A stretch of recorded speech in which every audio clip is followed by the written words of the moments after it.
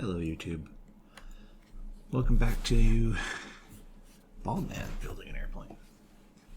This is Wings video 15 and we're gonna start putting the skins on here today after we finish dimpling.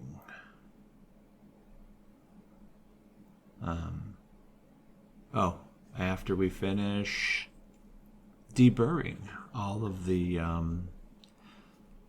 those inboard ribs where we had to do the final drilling for the wing walk doubler. Everything else gets dimpled, but since those were countersunk on the skin, they don't get dimpled.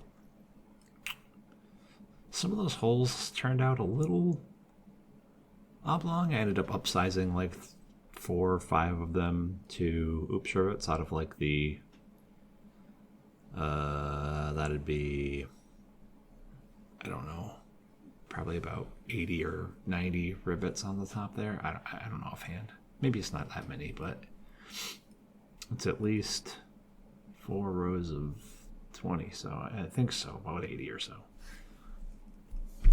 Anyway, I ended up upsizing a couple of those because of the alignment of the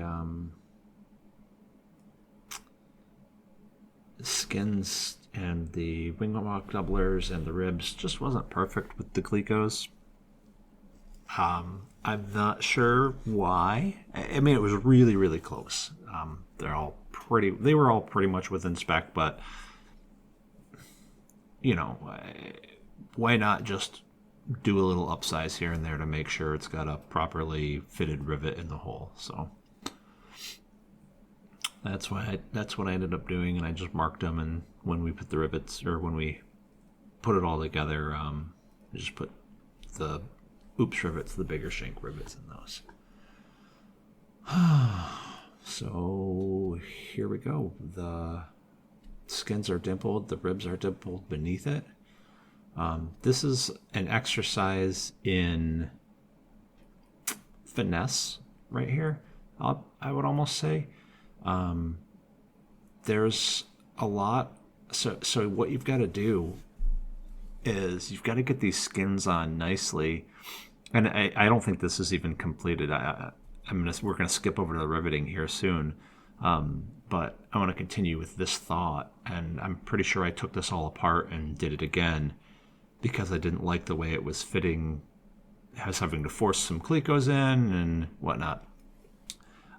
Basically what happens is you've got to shim the spar really well to get it nice and straight so it's not sagging. Because again, the spar is heavy on its own.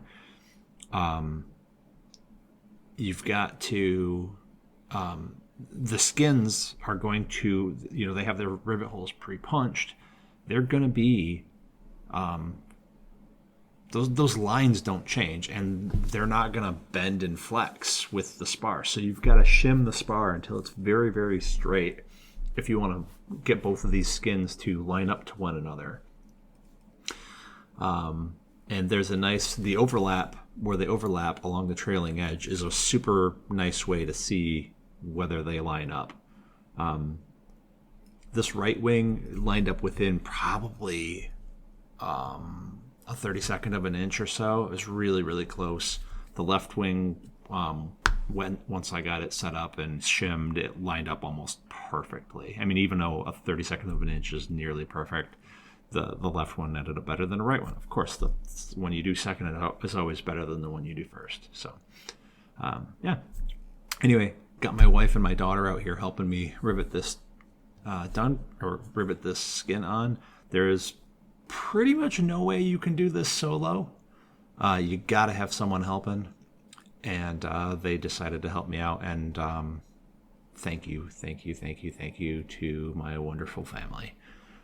First of all, they are okay with me building this thing, and even more better when they help me build this thing. My wife did not want to do this at first, and I think she might even have started to like it. And might be a stretch to say that. I don't know, but it was fun working with them. I really enjoyed working with them as we went through this, and we'll see more of them in the coming videos because, again, I can't do most of this alone. I can't. My arms aren't long enough. So, see you next time for more wing skin riveting. Thanks for stopping by.